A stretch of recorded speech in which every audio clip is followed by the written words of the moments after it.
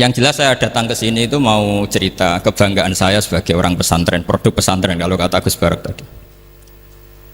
Di kampus itu saya berkali-kali ketemu doktor, profesor, dan mereka umumnya itu orang-orang yang galau, yang gelisah. Dan lucunya itu mereka memposisikan saya sebagai penasihat. Karena apa? Memang ilmu pesantren itu unik. Sebelumnya saya mohon maaf karena saya harus di atas, padahal kita ini fitop koten wahidah, sama-sama tahta syekhin wahid, tahta murabbin wahid, yaitu Syekhina Ki Haji Maimun Zubair. Dari sisi itu saya minta maaf.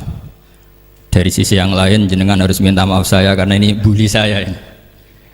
Artinya bully itu kesannya di atas, tapi ini makmur, diperintah, diatur. Jenengan al-amirun atau al-amir, jenengan pemerintah. Jadi dari sisi ini jenengan keren ya, ngatur-ngatur saya. Tapi begini, sengaja saya tidak bawa makalah, tahun kemarin juga tidak bawa makalah, karena saya datang, saya matur Gus Iid ketika beliau minta saya datang. Saya datang tapi tidak sebagai narasumber, ya seperti umumnya santri alumni. Jadi ya saya datang saja karena ada tugas memberi orasi ilmiah. Kita mulai begini. Jadi dalam disiplin ilmu yang dikembangkan di pesantren itu sebetulnya kalau pakai ilmu logika maupun sosial apa saja, baik sosial ilmiah maupun sosial budaya, kita ini jauh lebih unggul ketimbang tradisi mereka. Misalnya begini, dulu di era Umar bin Abdul Aziz ada yang memberi gelar Khamisul Khulafa. Ini yang dikutip Mizan Kubro Imam Sa'roni. Beliau ngendikan begini, idza ra'aitum jama'atan yatanajawna sirran fi ma bainahum fi amri dinihim, itu fasyadu anna dzalika dhalalun wa bid'atun. Jika kamu melihat satu komunitas tertentu yang bisik-bisik agama tapi di grupnya mereka sendiri tanpa melibatkan kelompok lain yang mungkin a'lama minhum, lebih alim, maka itu sesat, dhalalun wa bid'atun. Sehingga dulu itu sudah ada tradisi konsensus ilmiah. Konsensus ilmiah ini diputuskan oleh konsensus yang min ahlil ilmi. Sehingga orang yang tidak ngalim itu ya konangan. Kalau sekarang nggak pati konangan, tahu-tahu ada orang nggak jelas juntrungannya punya majelis tafsir yang bisa saja cindil tikus itu halal, hanya karena berdasar dalil, misalnya kula ajitu fima uhiya ilayya muharraman ala ta'imi yat'amuhu illa yakuna apa maitatan aw damam masfuhan aw lahma apa khinzir, sehingga dianggap yang halal itu banyak, yang haram hanya 3. Saya pernah ketemu di antara mereka, tanya, apa betul Gus Bak menurut Islam begitu? Terus saya baca di antara ciri Nabi itu yang ada di kitab Taurat dan Injil itu wa yuharrimu alaihimul khobais. Jadi kadang mawadiul halal wal haram itu tidak disebut di halal haram, tapi disebut di sifatun Nabi. Sifatnya Nabi adalah wa yadau anhum israhum wal aghlal allati kanat alaihim. Di antara sekian sifat itu wa yuharrimu alaihimul khobais, dan Nabi mengharamkan sesuatu yang menjijikkan. Nah kira-kira itu cindil tikus itu kalau sampean dakok di ruang tamu menjijikkan enggak? Ya jijik, ya sudah haram saja kata saya. Akhirnya sebagian mereka ya tobat, mau ngaji sama ahlinya. Dulu ketika Imam Malik ngarak Muwatta itu beliau ngendikan, dan ngendikan itu saya hafalkan. Ini ada di kitab Al-Manhalul Latif, juga dikutip Gus Najih dalam kitabnya At-Tajridul Musaffa. Aradtu kitabi hadza ala sab'ina faqihan min fuqaha il-Madinah fakulluhum wata'ani fasammaituhu al-Muwatta. Kitab ini sudah saya tasihkan ke 70 ahli fikih di Madinah, kemudian semuanya setuju, fakulluhum wata'ani, semuanya sepakat, fasammaituhu al-Muwatta, maka kitab ini saya namain al-Muwatta, yang disetujui.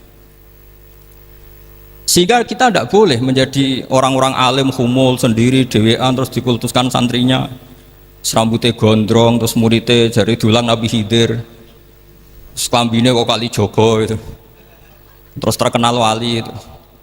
Ini kalau kita begitu bahaya. Makanya saya senang model pendidikan Anwar, ilmu itu dikonsensuskan, siapa yang alim ditakrib, di mu'in, ada debat, ada macam-macam, sehingga yang terbaik baik secara ilmu maupun perilaku dituakan. Ini penting, kalau ilmu tidak dikontrol itu repot. Saya berikan contoh betapa kita lebih kritis ketimbang tradisi di kampus. Saya pernah didebat sama salah satu kelompok ormas tertentu. Pak Baha, apa alasannya orang NU kalau megang istrinya itu kok batal gitu? Wong istrinya digauli saja boleh, masa megang itu batal gitu. Terus saya jawab, kamu tahu definisi mahram? Nggak tahu. Mahram itu orang yang haram dinikah. Yang haram dinikah itu ya ibu, anak, bule, ponaan. Yang haram dinikah itu namanya mahram. Justru istri itu namanya ajnabiyah, orang lain. Makanya boleh nikah. Jadi statusnya istri itu orang lain ajnabiyah, sehingga boleh dinikahi. Kalau mahram malah nggak boleh dinikahi. Mereka akhirnya sadar, oh ternyata selama ini keliru. Membahasakan istri mahram itu keliru. Ya terus akhirnya dia jadi Syafi'i dadaan tadi. Pernah juga ada seorang kiai yang kepikiran mau mengharamkan atau menganggap ada fidah kalau orang haji itu rokok. Rasanya kalau kata pakar-pakar Kuwaitar itu cengkeh itu wangi. Kalau cengkeh wangi berarti kalau haji rokok itu artinya pakai apa? Wangi. Itu hampir saja deal. Karena ya memang cengkeh itu wangi. Kemudian diingatkan sama kiai yang lain. Anda berani fatwa kalau orang Jumatan sunat ngerokok karena pakai pewangi? Terus wah iya ya, enggak jadi. Jadi ini pentingnya ilmu itu konsensus. Sehingga saya bicara di sini pede bukan karena saya merasa benar, enggak, kan nanti ada yang nasahin. Kalau benar ya sampean dukung, kalau salah ya tinggalkan saja, biasa saja. Karena kalau sampean sama-sama tadi saya sudah bilang tahta topkotin wahidah, kita tahta syaihin wahid, tahta mursyid wahid. Saya pikir ilmu saya dan sampean ya udah-undi lah. Kita beda jauh kan dengan Gus Naji karena beliau alim bisa ngarang kitab banyak. Kalau saya jenengan kan ya sama-sama nggak jelas gitu ya, sudah pokoknya santai-santai saja. Pokoknya rileks saja. Yang jelas saya datang ke sini itu mau cerita kebanggaan saya sebagai orang pesantren, produk pesantren kalau kata Gus Barak tadi. Di kampus itu saya berkali-kali ketemu doktor, profesor, dan mereka umumnya itu orang-orang yang galau, yang gelisah. Dan lucunya itu mereka memposisikan saya sebagai penasihat. Karena apa? Memang ilmu pesantren itu unik. Ilmu yang bisa menjawab problem apa saja. Mereka misalnya tanya begini, Pak Baha, saya ini orang kampung, yang bapak saya itu utun, kan? Utun itu lugu, bisa menjadikan saya doktor, saya jadi dekan, saya jadi rektor. Tapi setelah di kota, dengan sekian ilmu yang saya pelajari dari Eropa, dari Amerika, sekedar anak saya tidak narkoba itu sudah susah, kok ranking? Nggak dengar anak saya ditangkap BNN itu sudah seneng saya. Artinya apa? Dia sadar ternyata kearifan lokal yang dididik para kiai menjadikan anak-anaknya jadi profesor, jadi dokter. Tapi dengan ilmu kedoktorannya, orang menjadikan anaknya ranking itu susahnya bukan main. Karena nggak ada kearifan. Ilmu yang mereka anggap adalah dianggap ya, tentu tidak hakikat, eksak. Eksak saja sebetulnya tidak juga subjektivitas mereka. Misalnya begini, ini contoh sekian. Pernah saya lomba cepet-cepetan matematika. Kalau saya kan pernah dimintai konsultan sebagai badan Basnas Nasional. Mereka kalau ngitung ya zakat tijarah itu 2,5%. Mungkin zakat ziroah berapa? 10% atau 20%. Kangkang yang di sini tak pikir itu mesti bingung karena gaya porogabet itu mesti raiso. Dan mereka tak tantang, coba jenengan bikin porogabet, saya pakai matematika pesantren. Itu cepat saya. Karena matematika kita adalah matematika ummi. Ummi itu orang Arab, ummiyin. Gak usah diterjemah apa, ya sudah ummiyin saja. Ummiyin itu keibu-ibuan lugu. Jadi kalau nggak bisa itu ya terlalu. Misalnya 2,5%, kalau kita bilang kan rubul usur. Ya sudah 1.000 itu diusurkan dulu menjadi 10. Setelah 10 itu kan misalnya ya 1.000 berarti usurnya 100. Ya kan? Setelah 100 cari rubuknya berapa? 25. Berarti setiap 1 juta 2,5% adalah 25. Mereka masih garap porogabet, saya sudah cepat 1.000 usurnya 100, rubuknya 25, namanya rubul usur. Begitu juga misalnya kita punya aset 100, nisful usur, usurnya 10, nisfunya berarti 5. Itu rasa porogabet cepat ketimbang sampean porogabet 2,5% kan suwi. Terus dia tanya, Pak matematikanya kok cepat? Dapat ilmu dari mana? Pernah kuliah di mana? Ya saya ngaji di sarang sama Mbah Mun, terus saya ngaji beberapa ilmu. Nah, kelirunya rata-rata santri itu faraid itu ya ora seneng. Nah, bulat. Nah ini cerita saja. Jadi kita bisa membuktikan ke khalayak ramai kalau kita tidak kalah. Khawarizm Al-Jabar terkenal di barat, Avicenna atau Ibnu Sina itu ya dengan ilmu-ilmu umum. Dan mereka fasih sekali menerangkan ilmu medis, ilmu apa. Fasih sekali. Sehingga ketika sekarang teknologi katanya adanya di barat, di Eropa, sebenarnya mereka itu kagum sama Islam. Karena mereka ngakui bahwa di antara ilmu itu dari Islam, zaman Khawarizm, zaman Al-Jabar, zaman Avicenna, zaman Ibnu Rus dan sebagainya. Saya beri sekian contoh dan ini saya bilang tanyakan ke orang kafir yang paling inat, paling lacut di dunia. Tanyakan ayat ini, pasti artinya seperti ini. Yaitu ketika ada fenomena likuifaksi, tentu kalau di Jogja kan ada grup ilmiah. Mereka tanya saya, Pak Bahak, apa ada teori manusia itu ditenggelamkan di bumi? Yang teori, bukan kasus, bukan peristiwa sejarah. Kalau peristiwa sejarah kan ada korun. Saya ditanya gitu terus saya jawab, aamin tuman fis sama ayakhsifa bikumul ardo fa idza hiya tamur. Apa kamu merasa aman di dunia sementara pengendali langit, man fis sama itu pengendali langit. Ya siapa saja, bisa malaikat atau bisa Allah, man sing kudratu fis sama, itu ahli tafsir beda pendapat. Yang enggak beda yang enggak pernah nafsiri gitu. Jadi yang enggak beda karena enggak pernah nafsiri. Ayak sifat bikumul ardo, bahwa bumi ini bisa ditenggelamkan. Faidah ya tamur, ya memang bumi itu bisa meleleh. Terus saya memberi sekian argumentasi. Kalau kamu katakan justifikasi ilmiah karena kadung Islam dan kadung pegangan Quran, mungkin Anda akan bilang saya ini justifikasi, nyari pembenaran secara syariah. Tanyakan ke ahli lughat yang non muslim, maknanya ayat itu tetap seperti itu. Begitu juga misalnya ayat wal ardi dzatis sodq, dan bumi yang berkarakter bisa retak. Sodqun itu retak. Dulu kita hanya punya contoh, misalnya biji-bijian jagung yang lembek, yang lemah, dan bumi yang keras, atau ketela atau bengkoang itu. Ternyata dengan segala kelemahan ini, biji-bijian ini bisa merekah, dan buminya yang ngalah memberi ruang. Dulu ulama hanya nyontohkan tadi. Misalnya kalkhinto apa saja yang bisa bumi mengalah dengan proses tumbuhnya tanaman. Tapi itu kan qaulul mufassir. Kenangan saya ngaji ya, makanya saya bangga sekali sebagai murid beliau. Saya memberi gelar beliau al-faqih al-mufassir. Faqih betul karena beliau putra Abu Zubair yang ma'ruf bil fiqhi. Dan al-mufassir beliau itu murid Said Alawi yang ngarang takriran Faidul Khabir itu dengan Habib Muhsin Al-Musawa itu. Ini penting, sanad kita ini penting, dan kita insya Allah sebagai murid tidak akan merusak sanad itu.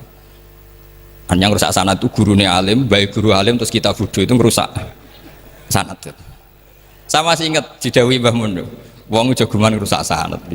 Ibnu Hajar Al-Asqalani ngalim-ngalimi wong, di murid Zakaria Al-Ansori, beliau di murid Ibnu Hajar kita, terus di murid Fathul Mu'in. Jadi kiai nak di murid ngalim itu yo isin katanya. Nah kita berlomba-lomba supaya gak ngisin-ngisinin kiai. Ya ini kan kompetisi. Kalau gak kasih alim ya ngaku alim saja lah supaya ya nggak apa-apa. Artinya ya cukup lah kalau di daerah masing-masing kan. Saya pernah sama satu temen itu, Gus kula wis ngalim kok iso. Kula niku tiyang Sragen. Urip kula teng kaki Joko Samudra. Jadi kok kula ngeten iki pun alim. Ketika dia nakal dan pengurus nyurati orang tuanya memberitahu kalau anaknya nakal, dia tenang saja. Tak tanya, kenapa kamu tenang? Bapakku buta huruf. Jadi pengurus nyurati ya tenang saja dia, karena dia tahu orang tuanya itu buta huruf. Kok nikmat huruf kok gue enggak, saya najar. Ya tapi insya Allah barokatuh Syekhina semua itu tetap berkah. Karena itu awal hidayat di daerah masing-masing. Itu tidak perlu alim, sudah hebat itu. Karena ya nggak perlu lah. Kalau alim betul malah nggak sempat dakwah. Begini, ini penting saya utarakan. Karena sanad keguruan itu pernah saya cek ya. Ini cerita ini tahadus bin Imad. Guyonannya ulama meskipun guyonan itu ternyata musalsal. Dulu ya itu mungkin semuanya dengar sering cerita ada seorang desa gitu yang kambingnya habis mati. Kebetulan kambingnya itu jenggotan kata beliau. Itu ada khotib yang jenggotan tuh nangis. Sempat khotibnya itu GR kalau dia itu ya ta'assar bimau idoti. Ya ta'assar sampai apa? Nangis sih. Ternyata enggak. Dia ingat khotib itu ingat kambingnya yang mati. Itu cerita Yai dulu dan diulang-ulang. Ternyata saya baca, kalau sama nggak percaya baca di Al-Fawaid Asy-Syatiriyah atau Al-Fawaid Al-Haramiyah. Itu karangannya Habib Salim Asy-Syatiri. Beliau dekat sekali dengan Gus Najib, pernah nginep di beliau. Itu di karangan beliau sampean cek nanti di qauluhu ta'ala lau adzibannahu adzaban syadidan aw la asfahannahu aw la ya'tiyanni bisultanim. Itu kata beliau begini. Adzaban syadidan itu orang dihidupkan atau didomisilikan di daerah yang enggak sejenis. Itu tersiksa sekali. Terus di situ beliau cerita, dulu itu ada orang alim alamah hamilul Quran itu di penjara karena ketemu orang sejenis santri-santri yang kebetulan itu ada kios politik itu atau gerakan politik itu di penjara itu asik saja, bahkan banyak alumni penjara itu udah hafal Quran, yang sebelum hafal ada yang bebas, nggak mau bebas karena ingin meneruskan hafalan dengan saking keramatnya tadi orang alim yang hafal Quran. Suatu nanti kalau nggak percaya nanti dicek, kitab itu sekarang gampang didapatkan, Al-Fawaid apa Asy-Syatiriyah atau Al-Fawaid Al-Haramiyah itu namanya. Itu ternyata terus penguasa ini ngerti ini di penjara kok happy-happy saja malah mulang Quran. Di penjara mek wong bedui sing ra roh wong alim ya ora roh kitab. Ternyata si bedui tadi pertama melihat syekh yang jenggotan tadi ingatnya sama kambing tadi, langsung doa, ya Allah saya ingin bebas. Artinya betapa tersiksanya orang dikumpulkan orang yang tidak sejen. Dan guyonan itu ada di Al-Fawaid Asy-Syatiriyah. Betapa ini al-arwah junudun mujannad. Mbah Mun muridnya Sayyid Alawi pernah cerita itu, meskipun dengan analogi kias yang beda. Sayyid Habib Salim Asy-Syatiri itu malah cerita itu ditadwin, dimudawankan, yaitu ditulis di kitab. Itu kan luar biasa. Dan saya punya kitab itu.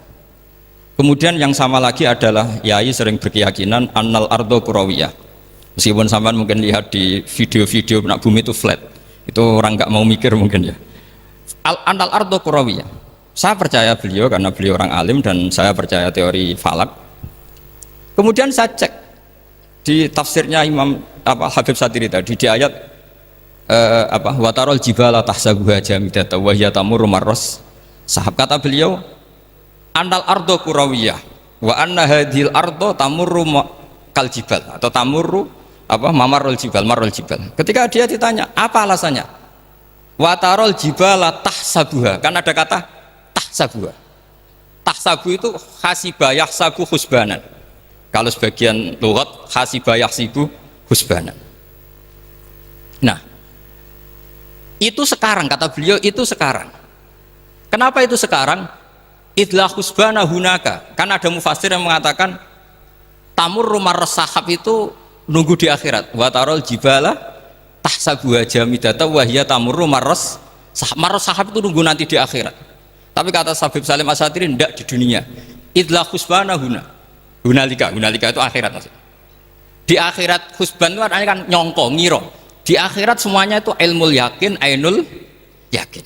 Jadi kalau tahsabuha pasti di dunia karena adanya husban, dugaan hanya ada di dunia. Lagi-lagi muwafaqah bainahu wa baina Habib Salim Asy-Syatiri. Dan di situ detail sekali. Cara beliau nulis tafsir, pengalaman ngaji sama Sayyid Alawi, tanggalnya. Begitu juga saya dulu ngaji sama Yai banyak sekali, diantaranya yang saya syukur sekali yaitu tadi Ulumul Quran, dulu di MGS yang ngajar Faidul Khobir beliau sendiri, dan kita syukur sekali. Jadi ini pengalaman-pengalaman kita sebagai murid, sebagai penerus. Terus ketiga begini, ciri khas samahah atau samahan. Ini saya meskipun tidak bawa makalah, saya ini baca sekian takbir. Kenapa guru-guru kita di Indonesia itu menghindari tema-tema ekstrim atau tema-tema keras? Saya pikir di sini masyhur sekali, beliau sering ngendikan zada khusyuan zada jalan, kita hanya nirukan saja tapi tidak ikut menvonis. Karena kalau kita serius, terlalu serius ngendikan hukum-hukum yang serius, nanti kejadiannya begini. Ini saya baca takbir ini dari kitab Ibnul Qayyim di I'lamul Muwaqqi'in an Rabbil Alamin dan dari kitab Nasaihul Ibad. ketika lisan dihisab sama Allah Ta'ala dan mendapatkan azab yang paling tinggi dibanding jawareh yang lain, itu ketika lisan menanyakan sama Allah, kenapa ya Allah saya punya adab yang begitu ekstrim? Jawabannya Allah, kharajat minka kalimatun balagot masyariqal ardi wa magharibaha fasufikat biha damul haram wa ukhidha biha al malul haram wa antuhika biha al farjul haram. Jadi kalau fatwa serius menjadi ekstremis, apalagi fatwa-fatwa tentang chaos, tentang apa, itu nanti resikonya itu ada safkut dima, dan itu hal yang dihindari ulama dulu. Kamu jangan pernah fatwa dengan meluncurkan satu kalimat yang dengan kalimat itu bisa saja sufika biha adamul haram, orang-orang yang nggak perlu mati harus terbunuh, dan sebagainya dan sebagainya. Kalau dalam Nasaihul Ibad redaksinya adalah kharajat minka kalimatun balagot masyariqal ardi wa magharibaha. Ini kalau di kitab Ibnul Qayyim redaksinya itu ada seorang ulama yang ngeluh ketika habis ngajar Al-Hudud. Ha anadza, kata beliau, yuta'allamu minni ma tudrabu bihir riqab wa tuta'u bihil furuj wa tu'khadhu bihil huquq. Jadi sehingga dengan tradisi ulama kabiron angkabirin, dulu-dulunya itu memang ulama menghindari tema-tema ekstrim, bukan karena tidak bisa, karena takut ini kalau salah fatwa nanti safkut dima. Dan itu yang dilakukan Said Hasan bin Ali ketika beliau konflik, ya dengan tanda kutip konflik dengan Muawiyah. Kata beliau, bisa saja ini hak rajulin, ya sudah tak kembalikan ke dia, bisa saja hak saya tak kasihkan ke dia, haknan li dima'il muslimin. Tapi karena hukum itu adalah hukum yang sifatnya ijtihadiyah, beliau tetap menutup dengan makalah wa in adri la'allahu fitnatul lakum wa mata'un ilahin. Saya tidak tahu ini kayak apa, jangan-jangan ini hanya fitnah. Kenapa beliau tetap menutup hukum wa in adri dan kemudian ditiru terus oleh Imam Malik? Setiap ditanya sering bilang la adri, sampai yang tanya pernah mangkel. Ini pernah dikutip Gus Najih dalam kitab At-Tajridul Mustafa, juga ada di Al-Manhalul Latif. Kenapa sa'alim engkau selalu jawab la adri? Kata Imam Malik, jawab, saya ini orang jauh, kalau sampean bilang la adri nanti gimana? Saya laporannya yang disuruh tanya. Kata Imam Malik, happy saja. Fa'abligh man wara'aka anni la adri. Enggak kamu tok yang harus tahu kamu saya la adri. Yo kandhani pisan umat temen aku yo la adri. Jadi ulama dulu saking khosnya sama Allah, khosyah, bilang enggak tahu itu enggak masalah. Karena begitulah sanad mereka dalam hal-hal yang ijtihadiyah, yang potensi safkut dima. Saya ulang lagi, yang potensi safkut dima itu milih aman bilang la adri. Sampean kalau nggak percaya dicek di Sahih Muslim atau di kitab-kitab hadis sahih yang lainnya. Dan ini juga yang dipakai Ibnul Qayyim ketika bikin muqaddimah I'lamul Muwaqqi'in dalam Khotorul Fatwa.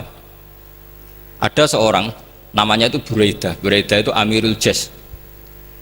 Itu setiap mau perang atau punya MOU dengan kelompok lain, kata Rasulullah, jika mereka menginginkan kamu ala antun zilahum ala hukmillah wa ala hukmi rasulillah fala tunzilhum ala hukmillah wa ala hukmi rasulillah.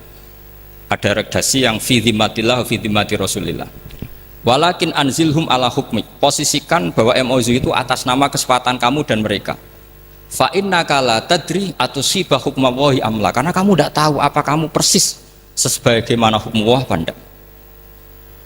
Kamu tidak bisa misalnya secara fikih, misalnya ada Zaid ini kafir harbi, terus kamu bilang ini wajib diperangi karena kafir harbi. Oke, itu mungkin. Tapi masalahnya bisa saja khusus Zaid ini ada sunnatullah, ada ilmu Allah yang mau diberi hidayat sehingga ada perlakuan khusus. Sampai lihat dalam Asra Badrin, itu yang ketangkap di Asra Badrin itu kan semuanya kafir harbi. Ini alhamdulillah ini beliau rawuh.